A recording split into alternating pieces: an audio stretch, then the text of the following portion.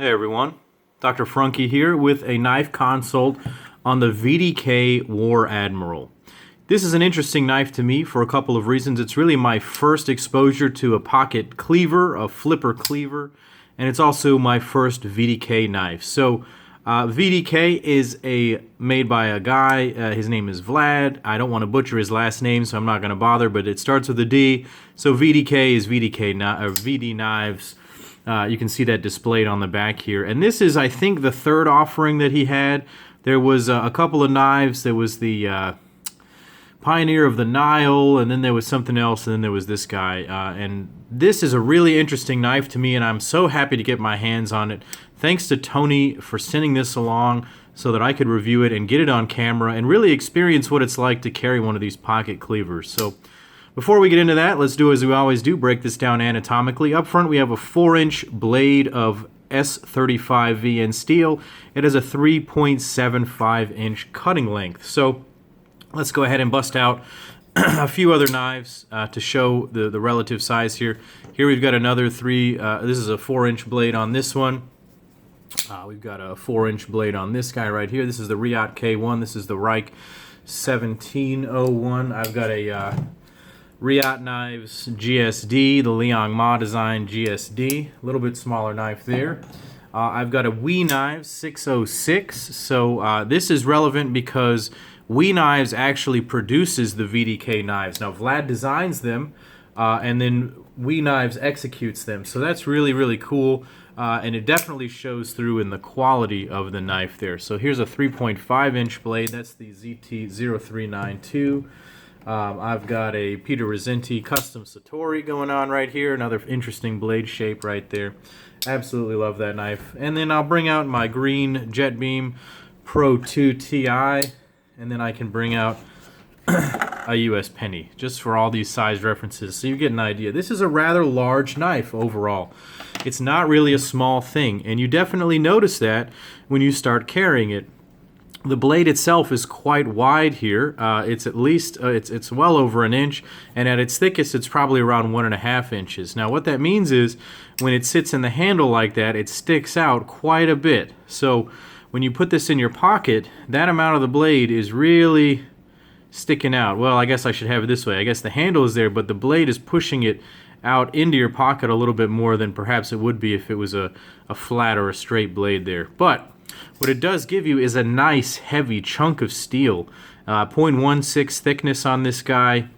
It's tapered down to a relatively, thin cutting edge right there. It's not really the greatest slicer. This is meant for cleaving. And so as a cleaver, it's going to work really well. It's got a sharp edge, but it's a rather thick blade. So this is not going to be for slicing, which is really what most people are EDCing their knives for, is for slicing, for fine slicing like that. So that sort of takes it out of the realm of being a very useful EDC, but it is very cool. And back to that big chunk of steel, what it really allows you to do is this. It's super, super smooth, and I absolutely love that about it.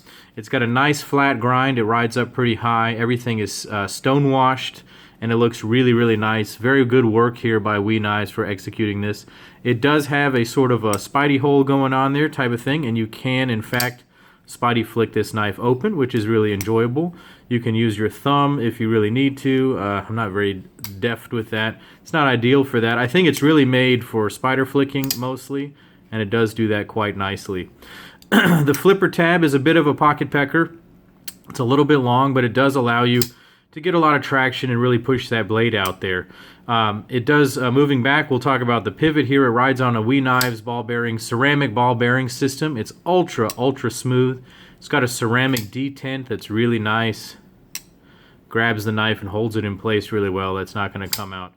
I will say, with regards to the action, it's a very heavy blade like I mentioned before, so it's a bit slow on the firing. Now it'll get out there, but you got to give it some force. And it's very fast on the closure. It'll guillotine your finger in no time. So I love the smoothness going on here. It's absolutely incredible. You can feel the quality that's put into this knife in that action. It's dead center. There's no blade play of any kind anywhere. Centering, I'll show you right there. So you've got to appreciate the quality that's in that pivot system. Moving back to the handles, we've got two slabs of 6AL4V titanium. These have been done by my good buddy Fanatic Edge. Now he is the sort of customizer of choice for VDK. He does a lot of different things for them. He Cerakotes some of their stuff and he anodizes some of the other ones. That's really why I like using him. Some people have told me to stop promoting him, but man, you know, I'm happy with his work, so I'm not really complaining. In any case, I will be using some other folks in the future as I customize more and more knives just to showcase their work. But Fanatic did his work on this. This is totally unrelated to me. Someone else bought this knife. My friend Tony bought this knife and he sent this my way. So it's just cool to see Fanatic's sort of work getting out there in a lot of different ways. I really enjoy the way that this handle is milled. It's very ergonomic. It's got a nice shape to it. Fits in the hand really well. I like this step pattern. It's not rough. It's been sanded down a little bit, so it's pretty smooth. There are no sharp edges. It's got a nice big back spacer right there to protect you from the blade, and it works very well. It does have a lanyard hole. I'm not really a fan of lanyard holes, but if you're going to do it, this is one way to do it definitely, where it's integrated into the handle. It doesn't really stick out or look awkward. It's just sort of subtly there, and it's not really a bad choice. So if you like lanyards, you can get one in there. It does have a nice pocket clip. It's milled titanium, and this thing just functions beautifully. Just like all the other Wii clips, it works really, really well. It rides relatively low in the pocket. For such a big piece of steel, you know, only that much of the knife is going to show, so people are going to be really surprised when you pull this out. And so moving on to how this thing EDCs, let's talk about what people think. That is probably the most notable reaction, or the most notable thing about this knife. When you pull this thing out of the pocket, you open that blade, everyone around you is going to look at it. They're going to be like, holy crap, that guy has a huge weapon. And, you know, it does have that effect to it. It's called the War Admiral. It's supposed to be imposing like that, and it certainly is. Pretty much any time I pulled this out, everyone in the room wanted to take a look at it. All the people who know me and know about my sort of obsession with knives, they wanted to play with it, and they thought it was great. That blade, though, just really grabs people's attention. I will say that it doesn't slice particularly well, but it does cut, you know, some larger things. I kind of cut some rope with it. I kind of bared down and cut a few things, and it does slice well enough in that sort of a regard. I hadn't really used it as a cleaver per se because it's not really my knife, but if you're looking for the world's greatest slicer, this you should look elsewhere. But if you're looking for a cool-ass blade that does function if you needed to, this is definitely something to check out. I appreciate that it spider flicks open and its smoothness. It's a little bit of a heavier knife because of that big blade right there. Hold on, let me go find my scale. All right, here we go. Turn this guy on here.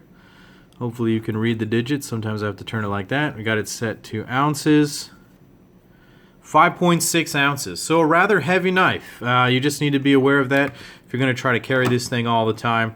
It functions well for me. Anything between about 4 and 6 ounces is very carryable for me. And what this has is, if you follow my channel, you know that I like, is a certain heft to it that gives it that sense of quality. And that's the really surprising thing here, and something I really want to comment on. The VDK War Admirl, and likely all the VDK knives, are going to have that sense of quality, that solid feel that I love to feel in a knife. You know, whether that's my 0392, this really introduced me to that concept where the little bit of weight makes it feel really nice in the hand. You know, this Riot knife K1 has it for sure. My Curtis knives F3 had it for sure. Something that is going to be coming up here in a little while. I might have to talk about that in another video, but all these green knives got me thinking about it. So I really enjoy it. So what is sort of my final thoughts on this knife? Again, I'm not doing a final diagnosis, as this really isn't my knife to carry and use all the time. But if I had to give it a final thought, it would be excellent. Well made, but not ideal for EDC. I think that he makes a couple of other knives that are better suited for EDC. This is really for sort of the knife collector that has it all and is just looking for something different. Tony clearly has a nice collection of knives, all different types, makes, and models, so he probably needed something to spice up his collection, and I definitely appreciate that. This may not be everyone's first choice for an EDC, but man oh man is it well made, and it is pretty darn cool. It's got that second kind of cool that Nothing Fancy talks about. Well, thanks for checking out my video, guys, and taking a look at the VDK War Admiral. Go ahead and click like and subscribe to my channel. Check me out on Instagram at Dr. Frunkey. And as always, guys, this is Dr. Frunkey saying, take care.